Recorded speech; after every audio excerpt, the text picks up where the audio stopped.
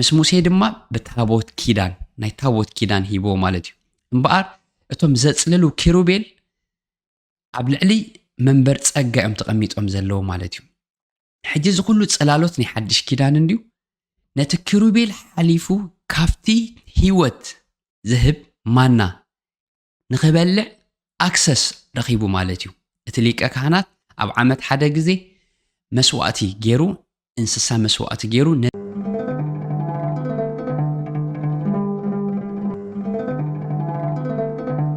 ብሉይ ኪዳን ሲ ንዓና ዝተዋሃበ ኪዳን ድዩ ሕጊ ሙሴስ ንዓና ዲ ተዋሂቡ ኸ ክንብል ኢና ማለት እዩ ሕጊ ሙሴ ንደቂ እስራኤል ነቶም ደቂ አብርሃም ተዋሂቡ ንዓና ንኣህዛብ ብኢየሱስ ክርስቶስ ውሉድ አብርሃም ኮይና እምበር ብሉይ ኪዳን ናትና ኪዳን ኣይኮነን ናይ ጀንታይልስ ናይቶም አህዛብ ዝብሉና ናትና ኪዳን ኣይኮነን ማለት እዩ ሕጂ ብሉይ ኪዳን ንትምህርትና ተጻሕፈ ይብለና እምበር ንዓና ዝተዋሃበ ግበርዎ ኣይትግበርዎ ክንባሃሎ ተዋህበና ሕጊ ኣይኮነን ማለት እዩ እምበር ኪሩቤል ስለ ዝቀጥቀጠ ሙሴ ንሕና ድማ ከምዚ ክንገብር ኢና ተልካኒ ብሙሉእ ትሕጊ ክትሕልወለካ ማለት እዩ ገለገለ ካብቲ ሕጊ ሙሴ ሲ ክልተ ዓይነት ዓለባ ዘለዎ ክዳን ኣይትከደን ንግራትካ ክልተ ዓይነት ዘርኢ ኣይትዝረአያ 6 ዓመት ምስ ሓረስካይ ኣብ 7ይ ዓመት ያዕርፋ ንባርያኻ 6 ዓመት ምስ ገዛእካዮ ኣብ 7ይ ዓመት ለቀቆ ዓመት እልልታ ኢልካ ለቀቆ ይኺድ ግን ምስኻ ክነብር እንተፈተወ ንእዝኑ ብመስፈ ጌርካ አንኩሎ እሞ ንዘለዓለም ባርያኻ ይኸውን ብዙሕ ሕጋጋት ይደሎ ማለት እዩ ንኣድግኻ ወይ ንበጊዕካ ብመዓልቲ ሰንበት ፈቲሕካ ማይ ከይተስትዮ እዩ ዝብለካ ዛስ ዋይ ከም ኢልዎም ኢየሱስ ክርስቶስ ኣቶም ጉቡዛት ካባኻትኩም ሲ ብመዓልቲ ሰንበት ንኣድጉ ወይ ንበጊዑ ሲ ፈቲሑ ማይ ዘየስትዮ መን እዩ ይብሎም ማለት እዩ እምበኣር ሕጂ ሕጊ ሙሴ ንሰብ ናብ ጽድቂ ኣምጽእዎ ድዩ ኣየምጽኦን ታቦት ኪዳን ከ ይምልከተና ድዩ ንዓና ክንገብሮ ተዋሂብና ድዩ ዋላስ ንደቂ እስራኤል ተዋሂቡ ናትና ኪዳን ኣይናይ ኪዳን እዩ ናይ ደቂ እስራኤል ኪዳን ኣይናይ ኪዳን እዩ ፈላልየ ኸሪአኩም እየ ማለት እዩ እምበኣር ካብ ካልኣይ መልእኽቲ ቆሮንጦስ ምዕራፍ 3 ካብ ቁጽሪ 6 እንዳወዳደረ ክነግረና እዩ ንሕና ኣገልገልቲ ሓድሽ ኪዳን ድና ኣገልገልቲ ብሉይ ኪዳን ሕጊ ሙሴ ንዓና ይምልከተና ድዩ ተዋሂብና ድዩ ኣይተዋህበናን ማለት እዩ ምዕራፍ 3 ቁጥሪ 6 ካልኣይ ቆሮንጦስ እንታይ ይብለና ፊደል ይቀትል መንፈስ ግና ህያው ይገብር እሞ ንሱ ከዓ ንናይ መንፈስ እምበር ንናይ ፊደል ዘይኮነ ኣገልገልቲ ሓድሽ ኪዳን ክንከውን ከኣልቲ ገበረና ግናኸ እቶም ደቂ እስራኤል ብምኽንያት እቲ ሓላፊ ዝኾነ ክብሪ ክነሱ ሓላፊ ዝኾነ ክብሪ ኢልወሎ ክነሱ ምጥማት እቲ ገጽ ሙሴ ክሳዕ ዝስእኑ እታ ብፊደላት ኣብ ኣእማን እተቐርጸት ኣገልግሎት ሞት ብኽብሪ ካብ መጸት እንታይ ኢልዋሎ ነዚኣ ናይ ብሉይ ኪዳን ኣገልግሎት ሞት ኣብ ምንታያ ኣብ እታ ብፊደላት ኣብ ኣእማን እተቐርጸት ኣገልግሎት ሞት ብኽብሪ ካብ መጸትሲ ክንደይ ዳኣግዳ እታ ኣገልግሎት መንፈስ ብኽብሪ ብልጽቲ ዘይትኸውን እታ ኣገልግሎት ኩነኔ ካብ እትኸብር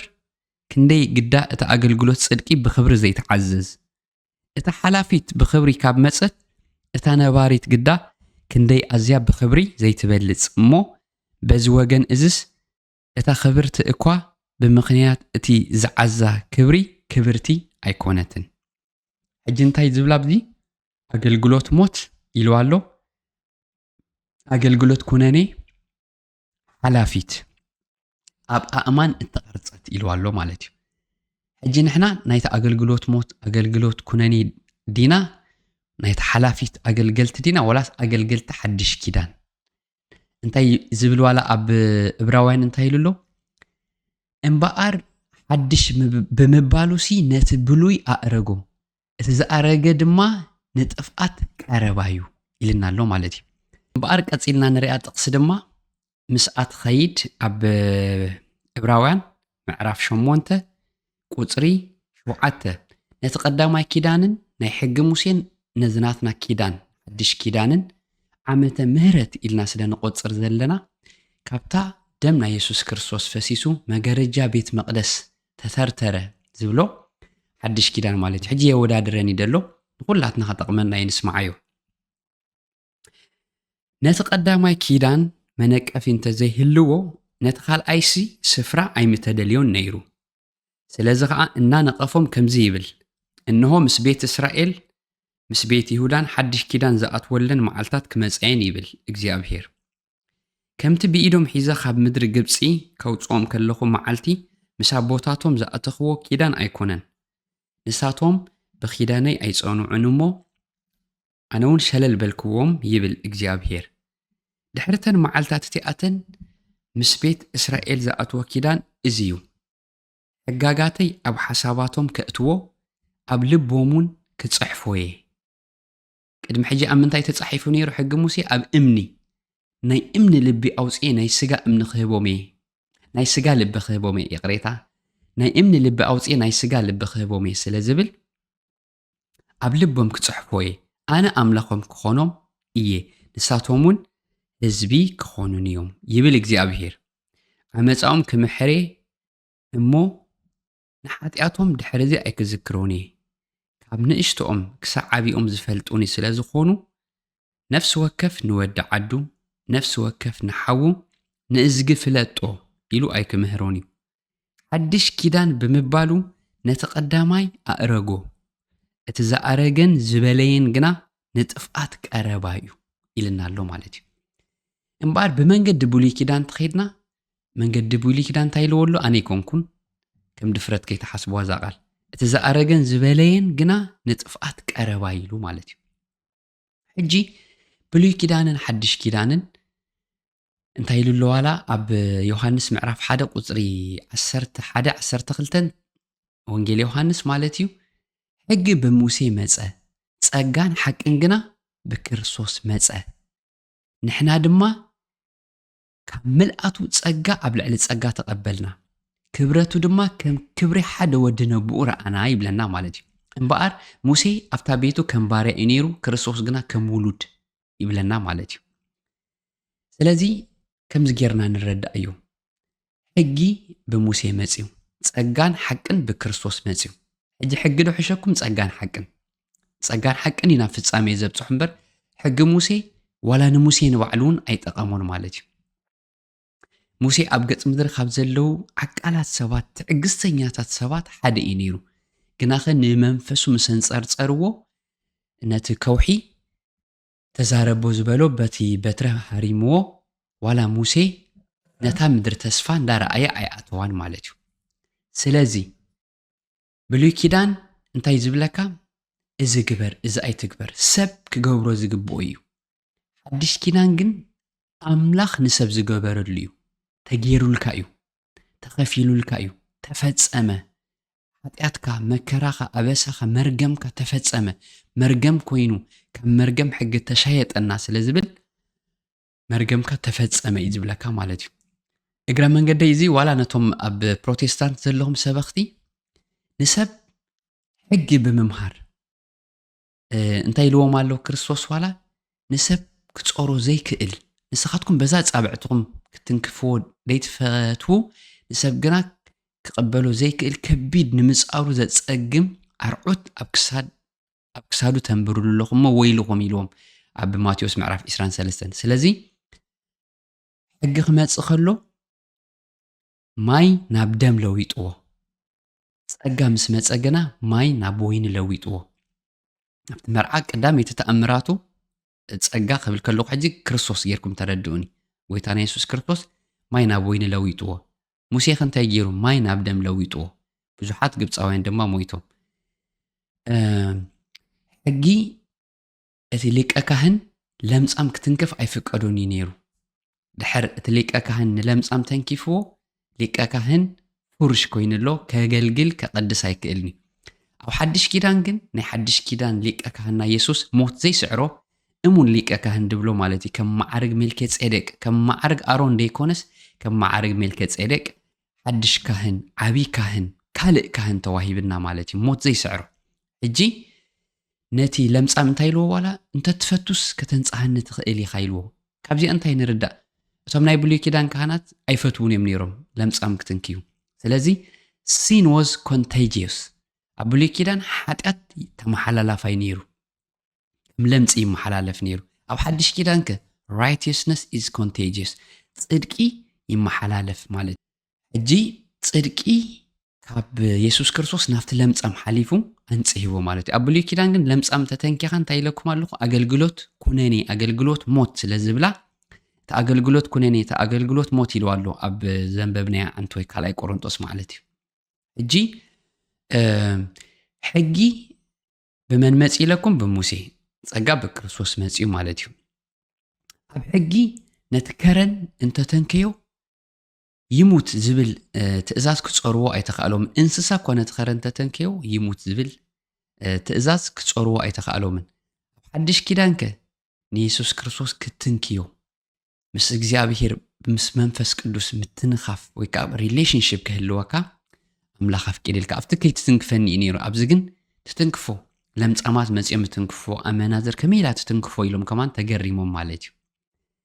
ኣብ ሕጊ 3,000 ሰባት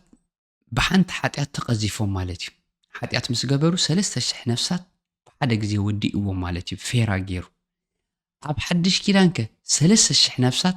በቲ ስብከት ናይ ሐዋርያ ጴጥሮስ ናብ ጎይታና ኢየሱስ ክርስቶስ መጽኦም ናብ መንግስቲ ኣምላኽ መጽኦም ሕጂ ራእይዎቲ ፍልልዩ ማለት እዩ ኣብ ሕጊ ብሰንኪ ዘይምእዛዝካ መርገም ተተኣዚዝካ በረኸት ክልቲኡ ነይሩ በረኸትን መርገምን እዩ ነይሩ ማለት እዩ ኣብ ሓድሽ ኪዳን ከ ኣብ ጸጋ ናይ በረኸት ኪዳን ይተኣቲልና ማለት እዩ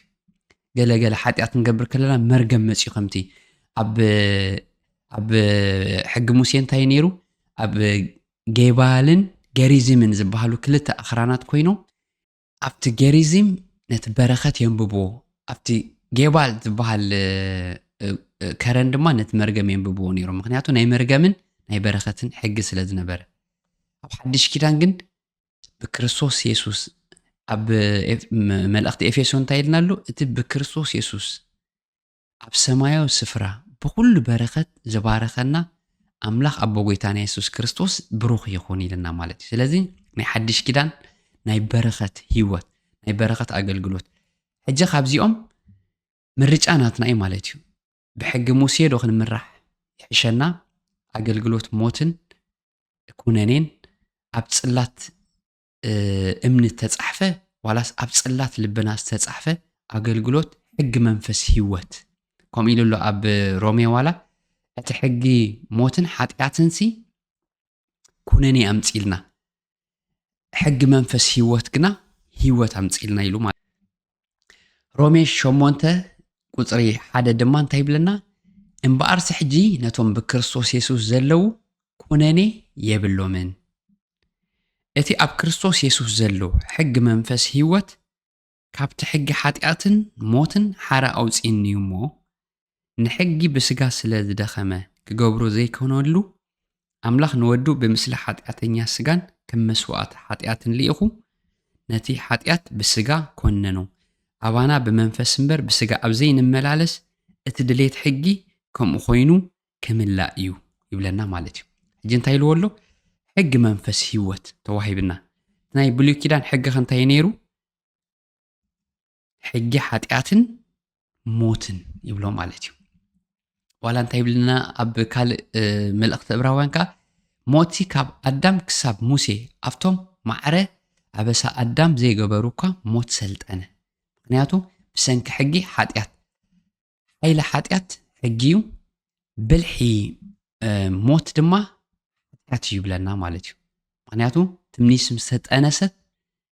ሓጢኣት ትወልዶ ሓጢኣት ምስ ተፈጸመ ድማ ንሞት ይወልዶ ስለ ዝብለና ማለት እዩ እምበኣር እንታይ ክብል ደልየ ዋላ ብሕጊ ሙሴ ብብሉይ ኪዳን ከምዚ ተገይሩ ነይሩ ኢልና ከይንገብሮሲ እቲ ሕጊ ሙሴ ንዓና ይተዋህበን ታቦት ኪዳን ንደቂ እስራኤል ዝተዋህበ ኪዳን ንሙሴ ድማ ከምታ ኣብ ከረን ዝረኣኻያ ተጠንቂቕካ ክትሰርሓ ተጠንቀቕ ኢልዎ ከማን መንፈሰይ ኣብ ባስልኤል ወዲ ኡሪ ኣቐሚጥ ኣለኹ እሞ ተጠንቂቑ ብጥበብ ክዓዮ ንዕኡ መዚዘየ ኣለኹ ይብሎ ማለት እዩ ስለዚ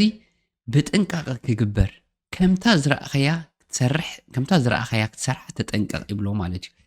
ክንዲዚ እመት ቁመት ክንዲዚ እመት ስፍሓት ክንዲዚ እመት ኢሉ ኩላ ዓቂኑ ይሂብዎ ኣምላኽ ማለት እዩ ክንሪኦ ንኽእል ኢና ኣብዚ ቪድዮ እመቱ ክንደይ ቁመቱ እቲ መትሓዚ ውሽጡ ኩሉ ብዕንጨይቲ ካብ ዕንጨይቲ ካብ ኣእዋም ማለት እዩ ኣእዋም ድማ ንሰባት እዮም ዘመልክቱ ኣእዋም ጽድቂ ተባሂልኩም ክትስመዩ ኢኹም ኢልና ኣሎ ዳሕራይ ድማ ሙሉእ ብሙሉእ ብወርቂ ለብጦ ይብሎ ወርቂ ድማ ናይ እግዚኣብሔር ምሳሌ እዩ ንሕና ብመንፈስ ኣምላኽ ወይ ከዓ ብናይ እግዚኣብሔር ክብሪ ከም ንሽፈን ከምኡ እዩ ዝብል ሓጢኣት ብዝሒ ኣበሳ ትኸድን እያ ከም ዝብለና ፍቕሪ ናይ ክርስቶስ ነቲ ብዙሕ ሓጢኣትና ነቲ ብዙሕ ኣበሳና ከም ዝኸደኖ ድማ የመልክተልና ማለት እዩ ሽዑ ዝጠጥዐት ዘንጋ ኣሮን ድማ ነይራ እዚኣ ድማ ንሌዋውያን ካብ ኩላቶም ከም ዝሓረዮ ብኣገልግሎት ሌዋውያን ንደቂ እስራኤል ክመርሖም ከገልግሎም ከም ዝመረፆም ናይ ኣሮን ዘንጊ ትጥጥዕ ማለት እዩ ሽዑ ድማ ማና ከም ዝመገቦም ኣብ ምድረ በዳ ማና ኣሎ ኣብ ውሽጢ ዳርኣናዩ ንኽእል ማለት እዩ ኣብ ስእሊ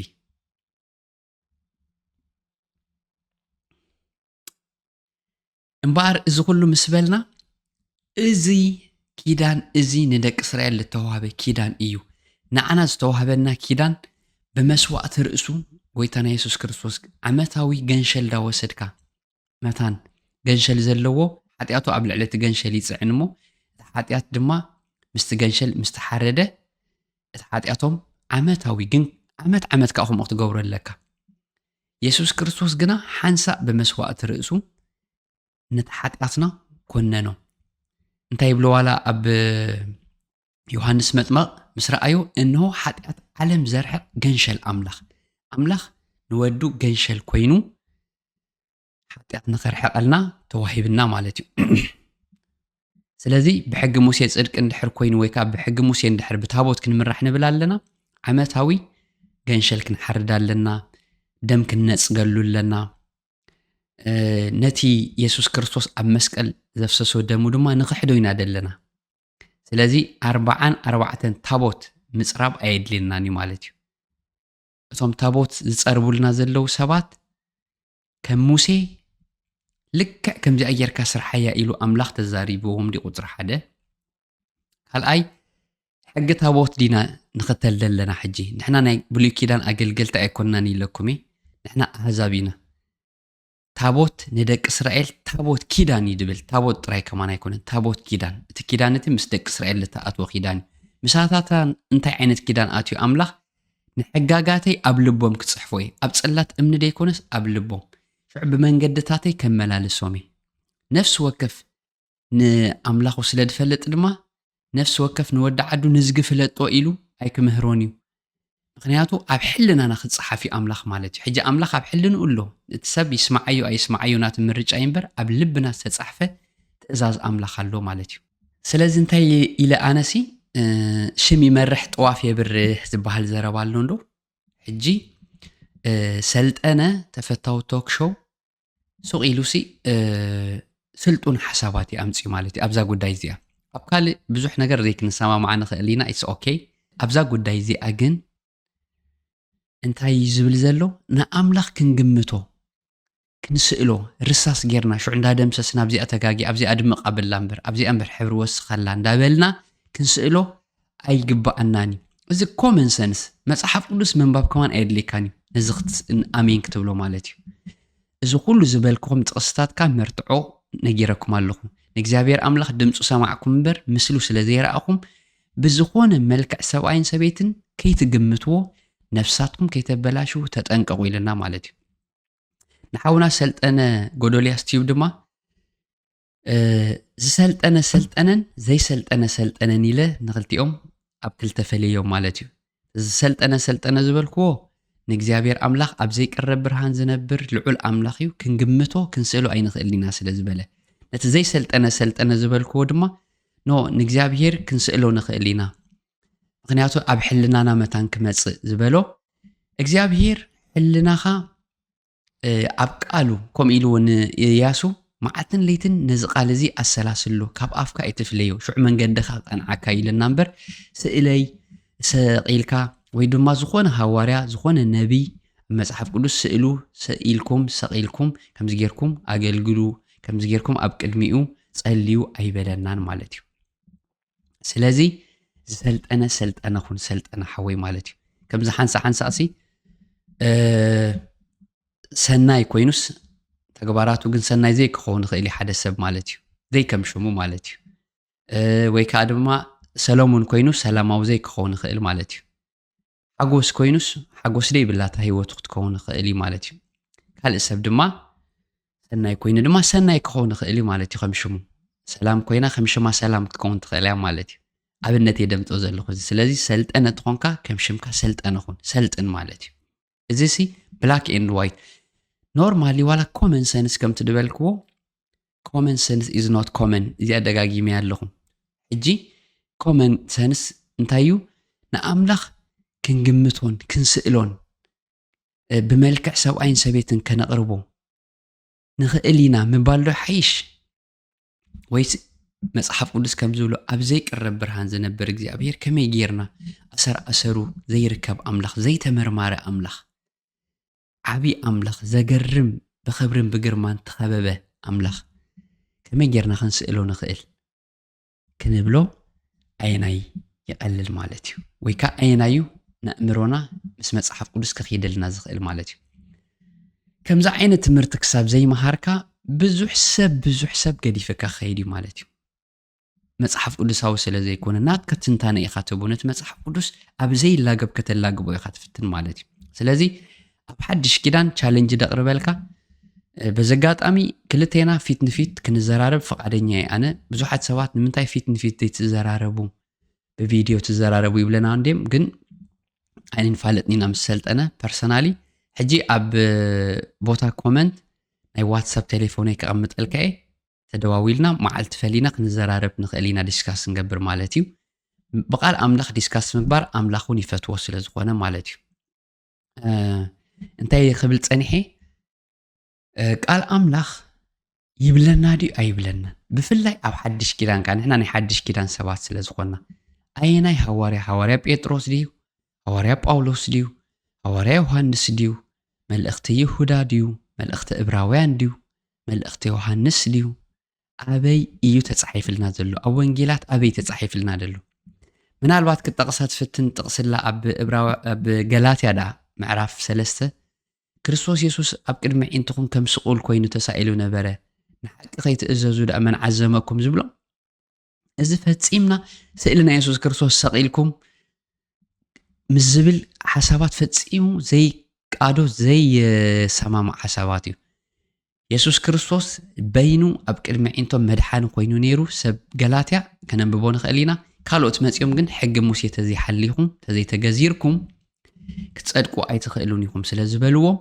ንምንታይ ናብቲ ካልእ ወንጌል ናብቲ ሕጊ ናብ ግዝረት ትምለሱ ኣለኹም ንክርስቶስ ኢየሱስ ከምዚ ጌርኩም ዶ ተማሂርኩም ኢኹም ንክርስቶስ ከምኡ ጌርና ዲና ሰቢኽናልኩም ከመይ ከቐልጢፍኩም ናብ ካልእ ወንጌል ተለዊጥኩም ይብሎም ማለት እዩ ስለዚ ኢየሱስ ክርስቶስ ሰኣልዎ ሲኢልኩም ኣብ ቅድሚኡ መድኃኒ ዓለም ኣቦይ እንዳበልኩም ሽምዓ አብርህሉ ኣብ ቅድሚኡ ስገዱ ወይ ካብ ቅድሚኡ ጸልዩ ዝብል ፈጺሙ ቃል ኣምላኻዊ ኣይኮነን ስለዚ ደጋጊ መብለኩም ኣለኹ ኣሕዋተይ ተመለሱ እዚ እዩ ሓቂ ቃል ኣምላኽ እዩ ሓቂ ቃል ሰብ ኣይኮነን ሓቂ ርድኢት ናይ ሰብ ኣይኮነን ሓቂ ሃይማኖትኩም ኣይኮነን ሓቂ ሃይማኖተይ እውን ኣይኮነን ሓቂ ሓቂ ቃል ኣምላኽ እዩ ሸውዓተ ግዜ ካብ እተኾልዕ ወርቂ ዝጸረየ ዝብሎ ቃልካ ካብ ወርቅን ብሩርን ዝምረጽ ካብ ኣላፋት ወርቅን ብሩርን ሕጊ ኣፍካ ሓሸኒ ዝብሎ ቃል ኣምላኽ እዩ ስለዚ ናብ ቃል ኣምላኽ ንመለስ ክብለኩም ይፈቱ እምበኣር ናይ ሎሚ ቪድዮና ኣብዚ ክንውዳእ ኢና ሕጊ ሙሴ ንዝኾነ ሰብ ናብ መፈጸምታ ናብ ጽድቂ ኣየብጽሖን ኣብ ሕጊ ሙሴ ዝተገበረ ኣብ ታቦት ንዓና ኣይምልከተናን እዩ ኣብ ሓድሽ ኪዳን ዓመተ ምሕረት ኢና ዘለና ብታቦት ክንከይድ ኢና ተልኩም ግን ኣብ ዝሙት ተረኸበ ብዳርብ ኣምኒ ተጨፍጪፉ ቅተል ኣለዎ ከምኡ ዝብል ሕጊ ሙሴ ዓይኒ ዘጥፈ ዓይኒ ክጠፋእ ኣለዎ ዝቐተለ ክቅተል ኣለዎ ዝቐተለ ይቕተል ዝብል ሕጊ ሙሴ ኣይጥቀመሉኒ ኣይክእሉኒ ሰብ ሃሴ ኢሉ ኸማን ሓውና ኪሮስ ደሪፉሎ ማለት እዩ ሕጂ ኖርማሊ ሲ ዋላ መጽሓፍ ቅዱስ ብዙሕ ዘይፈልጥ ሰብ ኮመን ሰንስ ገይሩ ክርድኦ ይኽእል እዩ ሕጊ ሙሴ ንዓና ከም ዘይተዋሃበ ማለት እዩ ስለዚ ታቦት ጼርና ኣብ ግዜ ጥምቀት ኣብ ኢትዮጵያ ከለናስ በቃ ኣብታ መዓልቲ ጥምቀት እቲ ታቦት ይወፅእ እንዲ ዝበሃል ሕጂ መንገዲ ይዕጾ እዩ ሕጂ ኣነ ስራሕ ክኸይድ ኣይክእልኒ ነይረ ኣብ ኮሌጅ መምህር ኮይነ ኣብ ለግሃር ከባቢ እዩ ነይሩ ስራሕና ማለት እዩ ሕጂ መንገዲ ሜክሲኮ ብኩሉ እዩ ዝዕጾ ማለት እዩ መገዲ ስቴድየም ኩሉ ሕጂ ከመይ ገይረ ኸይድ ገለ ይብል ነይረ ማለት እዩ እንታይ እዩ ኣይፈልጥኒ ነይረ ጋሻ ኮይነ ዳሕራይ ግን ታቦት ወፂኡስ እቲ መንገዲ ተዓጽዩ ኣብ ብሉይ ኪዳን ዝነበረ ታቦት መንገዲ ይኸፍተሎም ነይሩ ንደቂ እስራኤል ታቦት ክሓልፍ ኢልካ መንገዲ ምዕጻውሲ ደቂ እስራኤልሲ በዝጋጣሚ ማለት እዩ እንታይ ኢልዎም ነቲ ታቦት ተሰኪምኩም ነታ ኣጋርኩም ኣብ ዮርዳኖስ ምስ ረገጻ እቲ ምውሓዝ ዮርዳኖስ ደው ክብል ኢሉ ኣብታ ኣዳም ትበሃል ከተማሲ ደው ኢሉ ማለት እዩ ሕጂ ንደቂ እስራኤልስ መንገዲ ዝኸፍተሎም ነይሩ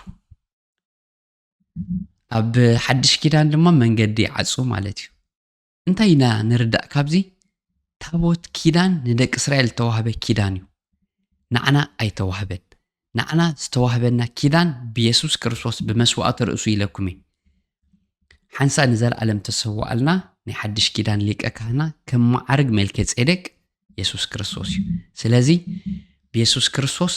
ብክህንነቱ ንዘለዓለም ካህን ኮይኑ ኣብ የማን ኣምላኽ ብኡ ኣቢሎም ናብ ኣምላኽ ክመፁ ንዝደልዩ ፈጺሙ